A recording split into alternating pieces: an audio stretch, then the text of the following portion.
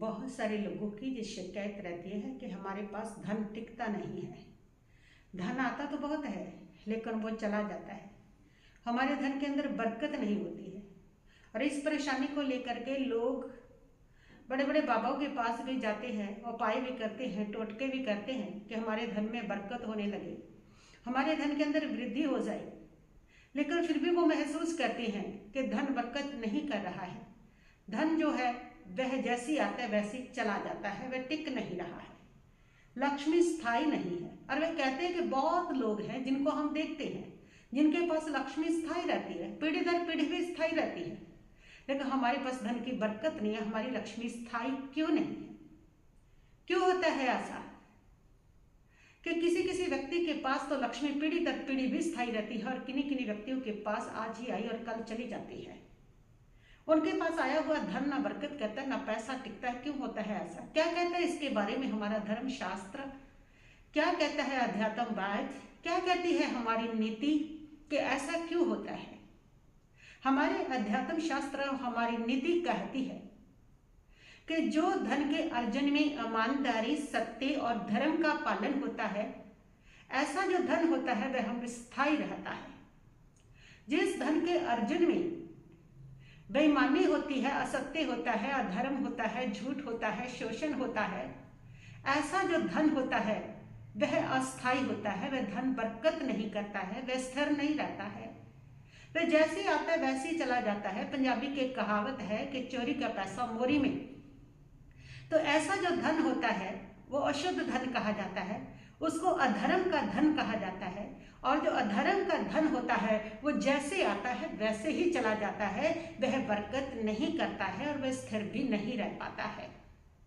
दूसरा कारण है कि जिस समय आप धन कमाते हैं उस समय अगर बहुत ज्यादा लालच के साथ धन कमा रहे हैं, और कमा लूं, और हो और हो और हो मेरे पास, तो भी धन वो ऐसा लालच से कमाया हुआ धन स्थिर नहीं रहता है। जो लोग बड़े ही सहजता के साथ, संतोष के साथ धन कमाते हैं उनका धन स्थिर रहता है। और इसीलिए कहा जाता है ना कि लोभ से लक्ष्मी रूठती है, संतोष से लक्ष्मी स्थायी रहती है, स्थिर रहती है। लोभ के द्वारा हमेशा हम देखते हैं जब जब लालच आया तो व्यक्ति का जो धन है वो चला गया। इसीलिए तो जो कहावत बन गई कि लालच बुरी बला, कि जब जब किसी ने लालच किया तो बला ही उसके पास चल करके आई। बहुत बुरी बला है ये लालच। क्योंकि आपने भी देखा होगा कि जैसे आपने लालच किया, कमाई में इन्वेस्ट किया और आपने देखा कि वो सारा धन खत्म हो गया।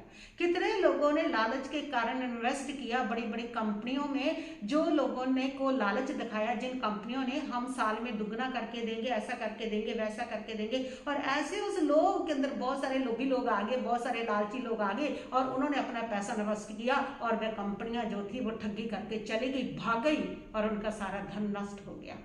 तो लोभ से हमेशा जो धन है वह नष्ट होता है, वह समाप्त होता है।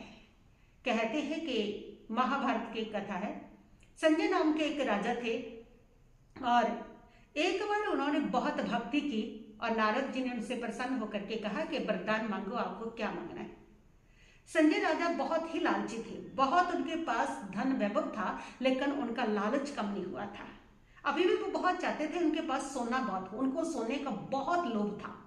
और उन्होंने इस वरदान के अंदर कहा कि मेरे को एक ऐसा पुत्र चाहिए जिसका मल और मूत्र सोने का हो, जब वो बाथरूम करे, मल का विसर्जन करे तो वो सोना बन जाए। तथास्तु कह के उसको वरदान दे दिया गया और इस वरदान के कारण उसके यहाँ पुत्र हुआ और उस पुत्र ने जैसे मल मूत्र का विसर्जन किया वो सोना हो गया।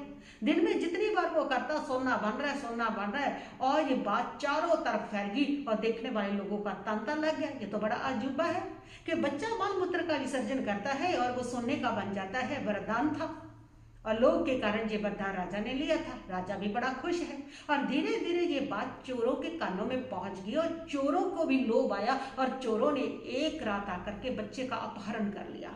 और बच्चे ने उनके पास जैसे मलमूत्र का विसर्जन किया, चोरों ने देखा कि वो तो सोने का बन गया। चोर बड़े खुश, बड़े प्रसन्न। दूसरे दिन फिर किया, इंतजार में बैठे रहते हैं कब मलमूत्र का विसर्जन करे और कब हम सोना लेकर के बाजार में बेचें। फिर चोरों का दिमाग घुमा, चोरों ने सोचा कि लगता है इस बच्चे के पेट में सोना बनाने वाली कोई मशीन है। और उसके कारण ये सारा मलमूत्र जो है इसका सोने का बन जाता है। हम कब तक इंतजार करते रहेंगे ये मलमूत्र का विसर्जन करे, कब तक करते रहेंगे? अच्छा है हम इसकी मशीन ही निकाले पेट में से, और चोरों ने इस बच्चे का पेट फाड़ा मशीन निकालने के लिए, लेकिन वो तो वरदान था, कुछ भी नहीं था वहां पर, और बच्चे के प्राणों का भी अंत हो गया। राजा ने उसकी बहुत खोज करवाई, और राजा ने जब चोरों को पकड़ा तो पता चला कि लोभ में, लालच में बच्चे को समाप्त कर दिया गया। अब राजा रो रहा है, अब राजा आंसू बहा रहा है। राजा पुत्र सुख भोग सकता था अगर वो अपने लालच के ऊपर काबू रखता, उसका ये पुत्र रथ रूपी जो धन था वो नष्ट नहीं होता था। लेकिन राजा के लोभ ने, राजा के लालच ने उसके पुत्र रूपी जो धन है उसको समाप्त कर दिया है। ऐसे लोभ ने, लालच ने हर बार धन को समाप्त किया है। तो लालच के साथ जब आप धन कमाते हैं जिसमें लोभ ही लोभ होता है कि और कमा लो, ऐसा जो धन होता है वो बरकत भी नहीं करता है, और वो धन जो होता है वो स्थिर भी नहीं रहता है। इसलिए आप जीवन के अंदर कमाएं, संतोष के साथ, सहजता के साथ कमाएं। उस कमाई के अंदर आपको संतोष होना चाहिए, चाहे कितना ही आए आपके भाग्य में जो है वो आएगा ही आएगा, छप्पर फाड़ के भी आएगा अगर आपका भाग्य मजबूत है। लेकिन आप उसमें अगर संतोष रखेंगे तो वही धन जो है वह आपको बरकत करेगा, वही धन जो है वह आपका स्थायी भी रहेगा, वह धन यूं नहीं जाएगा। और जो लालच के साथ आप धन को एकत्रित करेंगे, धन कमाएंगे लालच के साथ, वो धन जैसे आया है वैसे ही चला जाता है। लालच से धन मलिन हो जाता है। और तीसरा है, जो धन आपने कमाया है उसका खर्चा आप किस उद्देश्य के लिए कर रहे हो। यदि आप कमाए हुए धन को परोपकार में लगा रहे हो, आप मानवता की भलाई में लगा रहे हो, तो वह धन आपका स्थायी रहेगा, वह धन आपको बरकत करेगा। और यदि आप उस धन का जो खर्च है वो सिर्फ अपनी स्वार्थ पूर्ति के लिए और अपने भौतिक सुख के लिए कर रहे हो, तो वो धन कभी बरकत नहीं करता है। वो धन जो होता है वो अस्थायी होता है। ऐसा धन जैसे आता है वैसे ही चला जाता है। कहावत है ना, देने वाला ही पाता है, जो दूसरों को देता है वही पाता है। और जब आप देते हैं तो धन की शुद्धि होती है। धन आप जब भी कमाएंगे तो उसे अनेक प्रकार के पाप होते हैं, झूठ होता है, लालच का पाप होता है, शोषण होता है, किसी ना किसी की मेहनत की जो है हम पूरी दे नहीं पाते, बहुत सारे पाप होते हैं। वो धन जो होता है वो अशुद्ध होता है। और जब आप उसको थोड़ा हिस्सा, उसका कुछ हिस्सा परोपकार में लगाते हैं, जब आप उसका हिस्सा परोपकार में, मानवता की भलाई में लगाते हैं, तो वह धन आपका शुद्ध हो जाता है, वो धन बरकत करने लगता है। और अगर आप उसमें कुछ भी नहीं निकालेंगे तो वो अशुद्ध धन आपकी कभी भी बरकत नहीं करेगा। वह शुद्ध धन आपके पास स्थायी नहीं रहेगा, वो जैसे आया है वो वैसे ही चले जाने वाला है। कहते हैं कि एक महात्मा था, उस महात्मा के पास एक भाई गया, आदमी गया। उसने जाकर के महात्मा से सवाल किया कि महात्मा जी, मुझे कोई ऐसा उपाय, कोई ऐसा टोटका, ऐसा मंत्र बताओ कि मेरे धन के अंदर बरकत पड़े। कमाई बहुत है लेकिन बरकत नहीं है, इधर से पैसा आ रहा है उधर जा रहा है, ऐसे लगता है जैसे हम एक खेल खेल रहे हैं, बस आ रहा है जा रहा है, आ रहा है जा रहा है, और बचता कुछ भी नहीं है। और अगर कभी बचा लेते हैं तो वो भी कैसी प्रॉब्लम, ऐसी मुसीबत आती है कि एक ही झटके में निकल जाता है। ऐसा कोई उपाय, ऐसा कोई टोटका बताओ कि मेरा धन बरकत करे, धन टिके, धन रुके। महात्मा ने कहा कि पहले मेरे प्रश्न का जवाब दो, मुझे ये बताओ कि तुम जो धन कमाते हो उसका कुछ हिस्सा परोपकार में, मानवता की भलाई में लगाते हो। उस व्यक्ति ने कहा कि महात्मा जी क्या बात करते हैं, अपनी पूरी नहीं पड़ रही, लोगों को लिए कहाँ निकाल दे, और अगर जो थोड़ा बहुत बचेगा उसको हम परोपकार में लगाने लग गए तो फिर तो हमारे पास तो कुछ बचेगा ही नहीं, सेविंग होगी ही नहीं, और हमारे पास धन जो है वो तो बढ़ेगा ही नहीं।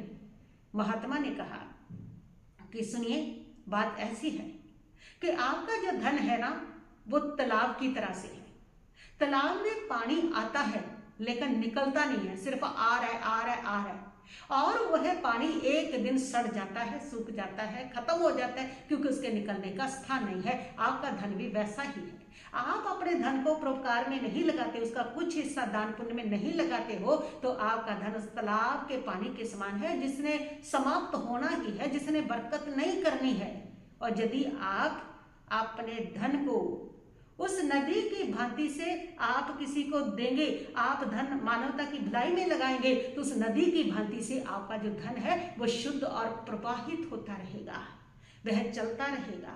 वे आपको भी शांति देगा, जिसके पास जाएगा उसको भी सुख और सुकून देगा। वे बरकत करेगा। जैसे नदी बहती रहती है, बहती रहती है, नदी में कभी सड़ांध नहीं होती, नदी कभी खत्म नहीं होती, जैसे वो नदी हमेशा प्रवाहित होती रहती है, ऐसे वो धन तुम्हारे पास हमेशा बढ़ता रहेगा, बढ़ता रहेगा, आता रहेगा, प्रवाहित होता रहेगा। लेकिन यदि आप साथ में उसको निकालोगे।